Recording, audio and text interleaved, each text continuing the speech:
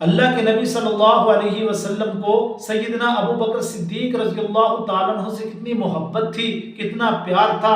آپ اس واقعے سے اندازہ لگا لیں کہ ایک مرتبہ حضور نے فرمایا کہ جتنے صحابہ کرام نے مسجد نبوی کی طرف دروازے کھولے ہوئے نا، سب کے دروازوں کو بند کر دو، الا خوخۃ ابی بکر، مگر ابو بکر صدیق کا دروازہ بند نہ کرو۔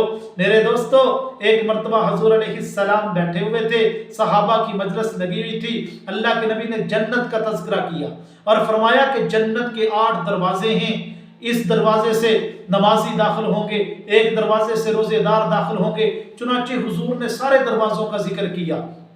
حضرت ابو بکر صدیق کھڑے ہو گئے، کہنے لگے یا رسول اللہ، کیا کوئی ایسا شخص بھی ہے کہ جنت کا ہر دروازہ یہ تمنا اور آرزو کرے کہ وہ شخص میرے اندر سے داخل ہو جائے؟ میرے نبی نے فرمایا نعم، ہاں ابو بکر، وارجو ان تکون منہم، ایک تو ہی تو ہے کہ جنت کا ہر دروازہ یہ تمنا کرے گا ابو بکر میرے اندر سے داخل ہو جائے۔ پھر اسی لیے کسی شاعر نے کہا ہے نا، صدیق اکبر تیری صداقت پہ کیسے کس کو کلام ہوگا، دونوں عالم میں بعد نبیوں کے اونچا تیرا مقام ہوگا۔ نبی کا روزہ ہے جس کا مدفن، رشک عالم ہے جس کا مسکن، جنت بھی جس کی آرزو کرے وہ کتنا ذی احترام ہوگا۔